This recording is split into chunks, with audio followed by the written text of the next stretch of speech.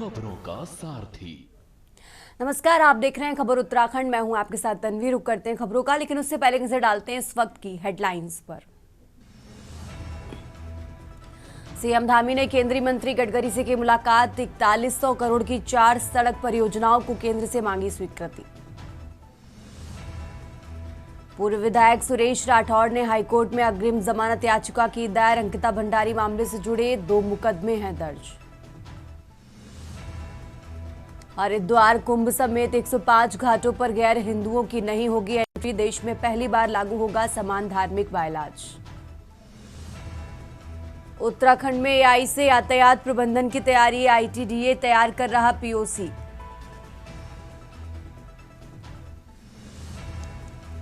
उत्तराखंड में दूसरे राज्य वालों को भी सूची में नाम खोजना होगा आसान। वोटर लिस्ट को भी लिंक करेगा आयोग। देहरादून, हरिद्वार समेत कई जिलों में बारिश बर्फबारी के आसार। मैदान में छाया रहेगा घना कोहरा। मौसम विभाग ने जारी किया अलर्ट। आप देख रहे हैं की न्यूज़, खबरों का सारथी। और अब रुक करते हैं खबरों का। खबर रुड़की से है, जहां अंकिता भंडारी हत्याकांड एक बार फिर सूबे की सियासत के साथ सड़कों पर उबाल लेकर आया है। न्याय की मांग को लेकर उत्तराखंड एकता मंच ने नगर में जन रैली निकालते हुए तहसील परिषद स्थित ज्वाइंट मजिस्ट्रेट कार्यालय के बाहर जोरदार प्रदर्शन किया। इस दौरान प्रदर्शनकारियों ने खासकर महिलाओं में नाइंसाफी के प्रति गुस्सा और आक्रोश दिखाई दिया। महिलाएं हाथों में तख्तियों के साथ जुबान से जबरदस्त नारेबाजी करती रहीं, जिससे उनकी आंखों में भी आक्रोश दिखाई दे रहा है। प्रदर्शनकारियों से ज्ञापन लेकर ज्वाइंट मजिस्ट्रेट दीपक रामचंद्र सेठ ने बताया कि प्रदर्शनकारियों ने मामले की सीबीआई जांच सुप्रीम कोर्ट की निगरानी में कराने, वीआईपी सहित साक्ष्य मिटाने वालों के नाम सार्वजनिक करने की मांग की है। उन्होंने बताया कि ज्ञापन की प्रति मुख्यमंत्री कार्यालय भेजी जा रही है।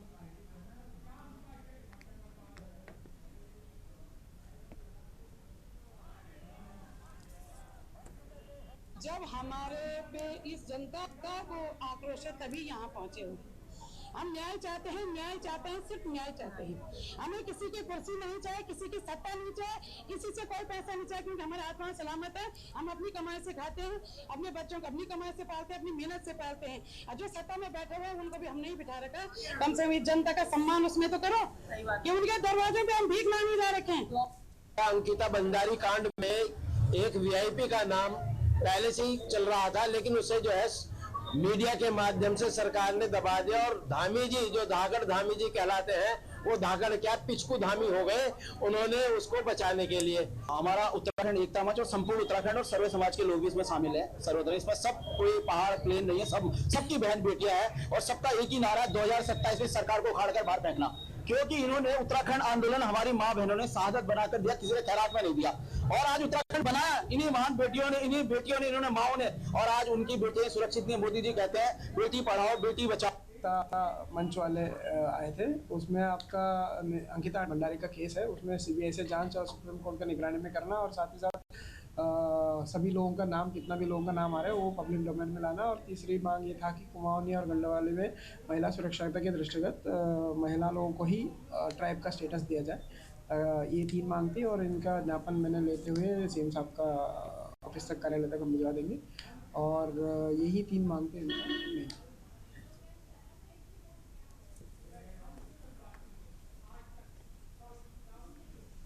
और अब खबर उधम सिंह नगर से है, जहां अंकिता भंडारी हत्याकांड में विपक्ष के द्वारा लगातार सरकार को घेरने का प्रयास किया जा रहा है। वहीं अब सामाजिक संगठन भी अंकिता को न्याय दिलाने के लिए सड़कों पर आ गए हैं। रुद्रपुर के दक्ष चौक से गोलज्जू मंदिर तक शैल परिषद समिति के द्वारा कैंडल मार्च निकाला गया, जिसमें किच्छा विधायक तिलक राज बेहड़, रुद्रपुर के पूर्व विधायक राजकुमार ठुकराल सहित तमाम राजनीति और गैर राजनीतिक लोगों ने शिरकत की है। कैंडल मार्च के दौरान अंकिता भंडारी हत्याकांड में सीबीआई जांच करने की मांग को लेकर जमकर नारेबाजी की गई। तो वहीं दूसरी तरफ सांसद अजय भट्ट ने कहा कि अंकिता हत्याकांड के आरोपी जेल में हैं, लेकिन विपक्ष का इस मुद्दे पर राजनीति करना अच्छी परंपरा नहीं है।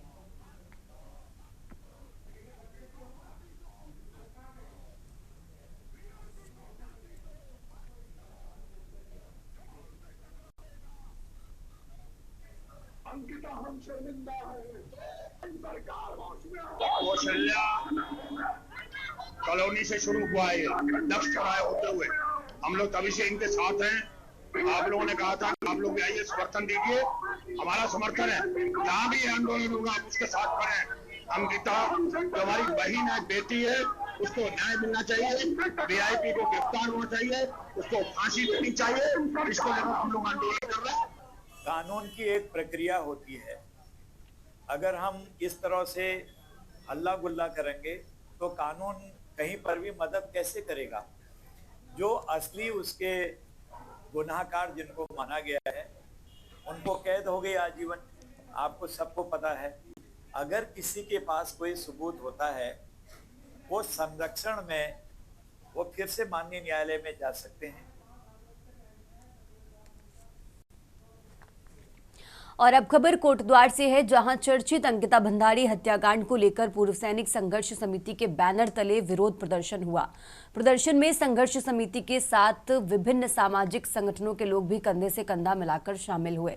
प्रदर्शनकारियों ने भाजपा सरकार पर वीआईपी को बचाने का आरोप लगाया है।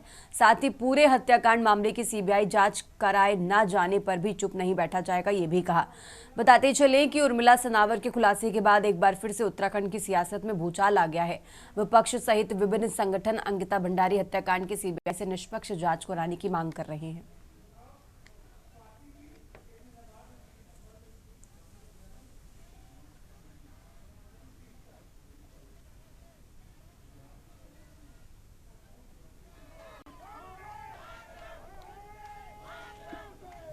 आप देख रहे हैं कि 3 साल से हम लोग सड़कों पे हैं और उत्तराखंड की बेटी और हम सब की बेटी अंकिता भंडारी के लिए हम न्याय की गुहार कर रहे हैं, लेकिन सरकार के कान में बिल्कुल भी जू नहीं रेंग रही है। वो कुंभकर्ण या नींद में सो रखी है और अपनी चुप्पी तोड़ने को तैयार नहीं है। आप ये बताइए, केस तो कागज की तरह साफ था एकदम। इसमें सब कुछ सबको पता था किस वीआईपी की वजह से ये दुष्कर्म हुआ था, किस वीआईपी को विशेष सर्विस देने के लिए ये काम किया गया था, सबको पता है। लेकिन फिर भी इन्होंने शुरू से ही केस को दबाने की कोशिश करी है। 2022 से ये केस चल रहा है, आप ये लगा लो। अगर 2022 से अब इतने साल हो गए, 26 आ गया, अभी तक उस बेटी को न्याय नहीं मिला है। अगर ये चाहते तो इसे शुरू में ही न्याय दे सकते थे। जानने का समय आ चुका है और क्योंकि आपके पास पुख्ता सबूत हैं, आप इधर उधर की बातें न कर ये बता कारवा किसने लूटा है। और हम जानना चाहते हैं आज कि जब उर्मिला सनावर कह रही है और उसके साथ अन्य तथा कथित लोग सीधे सोशल मीडिया और अन्य ओटीटी प्लेटफॉर्म्स के माध्यम से कहने पर विवश हो चुके हैं कि कहीं न कहीं इन व्यवस्थाओं को ध्वस्त करने का काम जिसने भी किया है उन्हें आज कटघरे में खड़ा क्यों नहीं किया जा रहा है। और अब खबर नैनीताल से है, जहां उधम सिंह नगर लोकसभा सीट के सांसद अजय भट्ट ने रुद्रपुर में 10 करोड़ रुपए की लागत वाले 10 बड़े निर्माण कार्यों का लोकार्पण और शिलान्यास किया है। इस अवसर पर सांसद अजय भट्ट ने कहा कि राज्य सरकार रुद्रपुर में लगातार विकास काम कर रही है। उन्होंने बताया कि रिंग रोड बन जाने के बाद दिल्ली और देहरादून से आने वाले लोग सीधा हल्द्वानी नैनीताल जा सकेंगे। साथ ही उन्होंने कहा कि मेडिकल कॉलेज की कक्षाएं 2026 में शुरू होंगी और कामकाजी महिलाओं के छात्रावास का निर्माण भी तेजी से चल रहा है।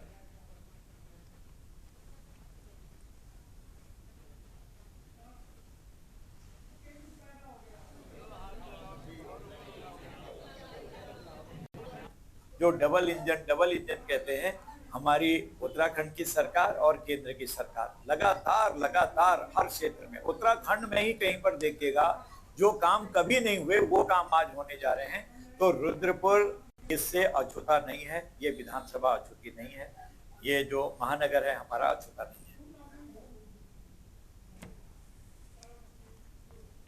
और अब खबर देहरादून से है, जहां उत्तराखंड के कृषि मंत्री गणेश जोशी ने विधानसभा स्थित कार्यालय में अमृत कार्यक्रम के तहत मसूरी क्षेत्र की पेयजल योजनाओं की समीक्षा की है।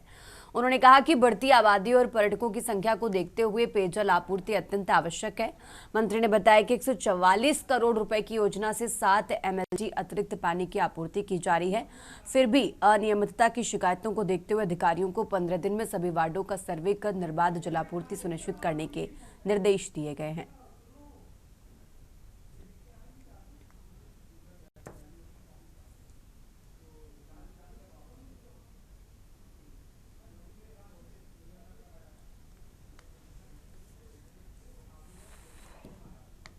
देखिए, मसूरी देश का एक प्रमुख प्रतीक है। लाखों टूरिस्ट यहाँ पर आता है। मसूरी की आबादी भी डे बाय डे बढ़ती जा रही है। आज लगभग 30,000 की आबादी मसूरी की हो गई है और वहाँ की पेयजल की समस्या के समाधान के लिए हम 144 करोड़ की एक पेयजल योजना यमुना से पंपिंग लेकर आए थे, जिससे 7 MLD पानी मसूरी को और मिलना शुरू हो गया। लेकिन ये जानकारी मिली कि कई क्षेत्रों में पानी की समस्या अभी तक बनी हुई है। और अब खबर देहरादून से है, जहां कलेक्ट्रेट के ऋषिपर्णा सभागार में डीएम के निर्देश पर आयोजित जनता दर्शन कार्यक्रम में 88 प्रकरण दर्ज हुए हैं। एएमडी वित्त एवं राजस्व के मिश्रा की अध्यक्षता में आयोजित जनता दर्शन में भूमि और आपसी विवादों के अलावा अन्य कई मुद्दों को लेकर भी चर्चा की गई है। बुजुर्ग दंपत्ति से मारपीट के मामले में भरण पोषण अधिनियम के तहत कार्रवाई के निर्देश दिए गए। वहीं भूमाफियाओं द्वारा अवैध कब्जे की शिकायतों पर नगर निगम व संबंधित एसडीएम को सख्त तरीके से निपटने के आदेश जारी हुए हैं।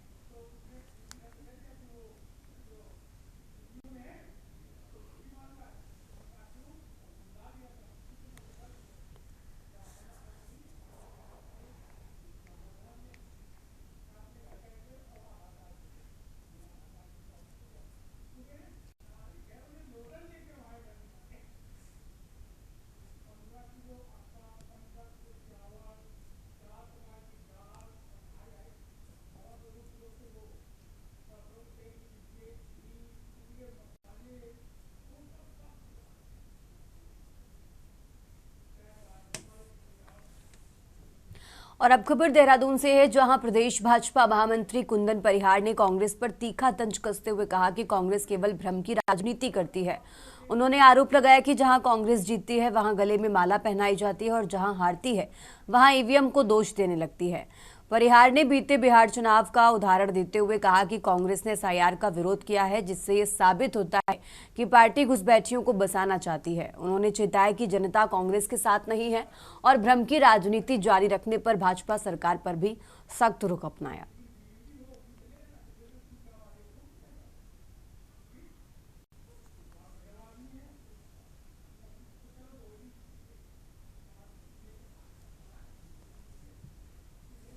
देखिए, आप उत्तराखंड से लेकर के देश भर की राजनीति को अगर देखेंगे, उसका विश्लेषण करेंगे, तो पिछले कई वर्षों से कांग्रेस ने एक भ्रम की राजनीति को फैलाने का काम किया है।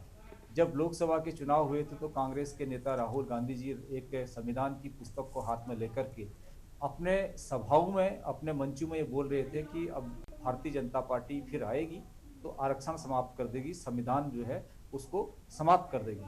जबकि हम लोग देखते हैं कि जो 25 जून 1975 को इस देश पर आपातकाल लगाया था, कांग्रेस ने लगाया था। और अब खबर विकासनगर से है, जहां जनजाति क्षेत्र जौनसार बावर के वनाधिकार हक हकूकों को लेकर उत्तराखंड स्वाभिमान मोर्चा के बाद अब कांग्रेस ने भी सड़कों पर उतरने की चेतावनी दी है। कांग्रेस जिला अध्यक्ष संजय किशोर ने पार्टी पदाधिकारियों की मौजूदगी में प्रेस वार्ता करते हुए आरोप लगाया कि केंद्र सरकार, प्रदेश की भाजपा सरकार सभी वर्गों का शोषण कर रही है। इसी के तहत जनजाति क्षेत्र जौनासर बावर भी अधिकारों से वंचित है। कांग्रेसियों ने दावा किया है कि पहले क्षेत्रीय निवासियों को चारा, पत्ती, उपखनिज सामग्री और माफी की लकड़ी मिलती थी, लेकिन अब इस अधिकार से वंचित किया जा रहा है।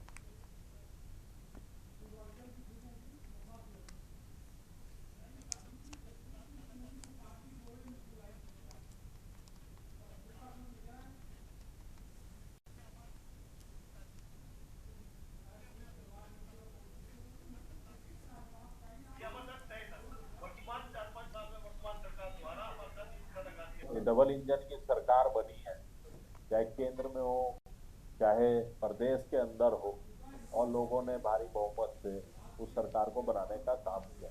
लेकिन आज चारों तरफ हाहाकार मचा है।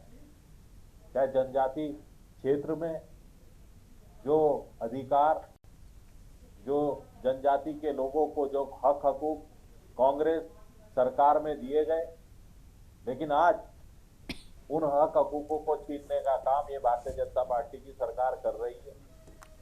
चाहे उनको मकान बनाने के लिए रेत बजरी मुहैया कराने की बात थी, चाहे माफी की लकड़ी देने की बात थी, कई बार उनके अधिकारियों को ज्ञापन देने के बाद उस एक्ट के अनुसार कार्य करने के बावजूद भी सरकार की कान पे जू नहीं रेंग रही है। आगे बढ़ते खबरों में, उत्तराखंड में आने वाले समय में कैची धाम और नैनीताल आने वाले पर्यटकों को रोपवे के जरिए बड़ी सुविधा मिल सकती है। इसके लिए नैनीताल जनपद में भीमताल, रानीबाग, कैची धाम रोपवे परियोजना को लेकर एजेंसी द्वारा सर्वे का काम शुरू कर दिया गया है। करीब 35 किलोमीटर लंबी प्रस्तावित रोपवे लाइन में लगभग 5 स्टेशन बनाए जाने की योजना है। इनमें रानीबाग, भीमताल, भवाली, नैनीताल और कैची धाम जैसे प्रमुख स्टेशन होंगे। रोपवे परियोजना के तहत एजेंसी ने भीमताल सिडकुल क्षेत्र में मशीनों के माध्यम से सर्वे काम शुरू कर दिया है, जिसमें आधुनिक तकनीक का उपयोग भी किया जा रहा है।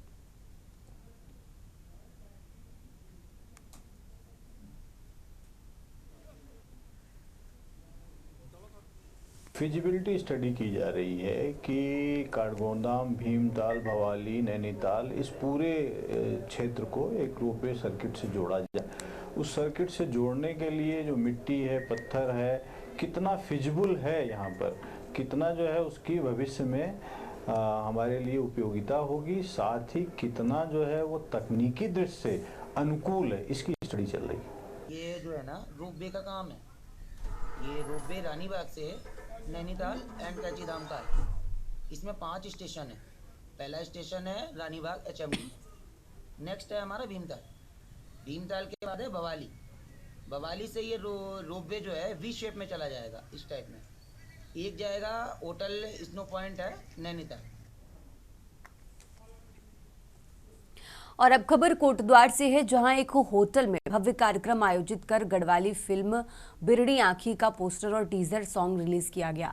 कार्यक्रम का शुभारंभ राज्य मंत्री राजेंद्र अंथवाल, राज्य मंत्री कृषि कंडवाल और वरिष्ठ कांग्रेस कार्यकर्ता रंजना रावत सहित अन्य अतिथियों द्वारा दीप प्रज्वलन के साथ किया गया। इस मौके पर फिल्म को 16 जनवरी को उत्तराखंड के पहले OTT प्लेटफॉर्म वीडियोज अलार्म पर रिलीज किए जाने की जानकारी दी गई। फिल्म निर्माता दीपक देव सागर और निर्देशक फैसल सेफी हैं, जबकि मुख्य भूमिकाओं में सूरज कोटनाला, शिवानी भट्टल और अंशुल भारद्वाज नजर आएंगे। OTT फाउंडर वैभव गोयल ने बताया कि वीडियोज अलार्म 18 देशों में देखा जा रहा है, जिससे उत्तराखंड की भाषा व संस्कृति को वैश्विक पहचान मिल रही है।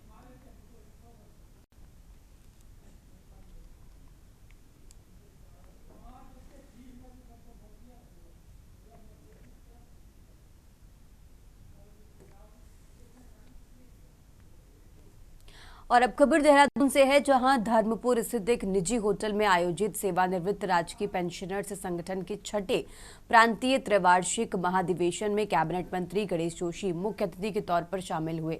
उन्होंने दीप प्रज्वलित कर कार्यक्रम का शुभारंभ किया और वरिष्ठ जनों को सम्मानित किया।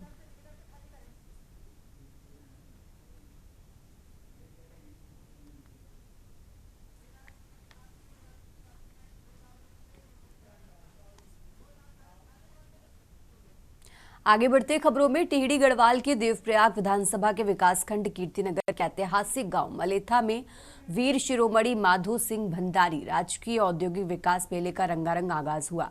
इस अवसर पर छेड़ाधार स्थित वीर माधो सिंह भंडारी के स्मारक स्थल पर देवप्रयाग विधायक विनोद कंडारी सहित ग्रामीणों ने पूजा अर्चना की।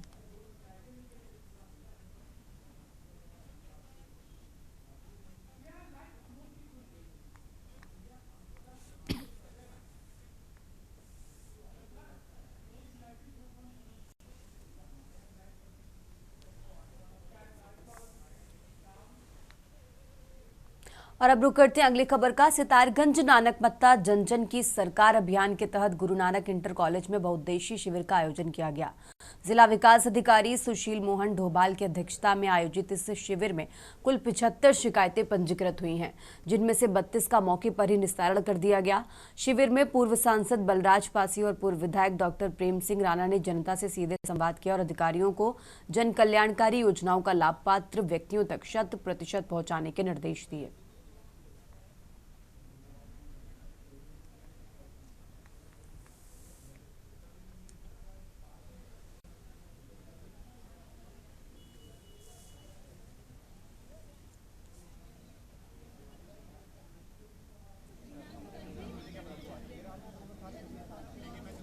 जन जन की सरकार जन जन के द्वार कार्यक्रम के अंतर्गत आज नानक मत्ता के इंटर कॉलेज में एक कार्यक्रम आयोजित किया गया था।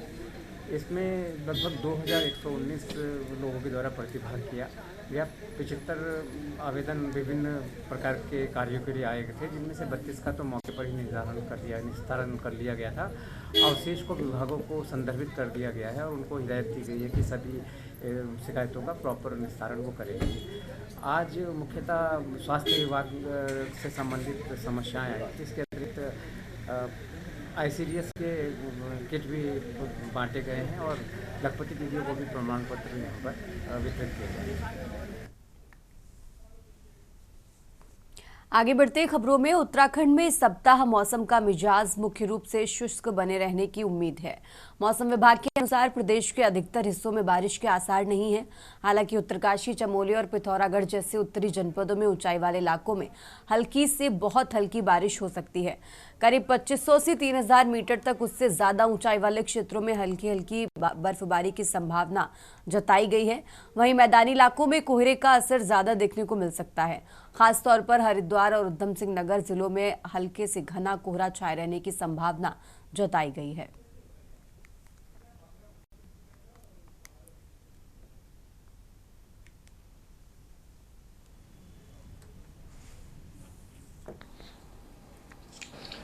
देखिए, अभी तो जो है मेनली जो है इस वीक में मौसम शुष्क रहने वाला है। कल थोड़ा सा हम उम्मीद कर रहे हैं कि जो हमारे नॉर्थ से जो 3 जनपद है, खासतौर से उत्तरकाशी, चमोली और पिथौरागढ़ में, वहाँ पे ऊंचाई वाले इलाकों में हल्की से बहुत हल्की बारिश और 2800 मीटर या 3000 मीटर के आसपास जो इलाके हैं उससे ऊपर वाले, उसमें स्नोफॉल कहीं कहीं हल्की से बहुत हल्का स्नोफॉल हो सकता है। बाकी जो है इस हफ्ते में जो है मेनली शुष्क रहने का उम्मीद है।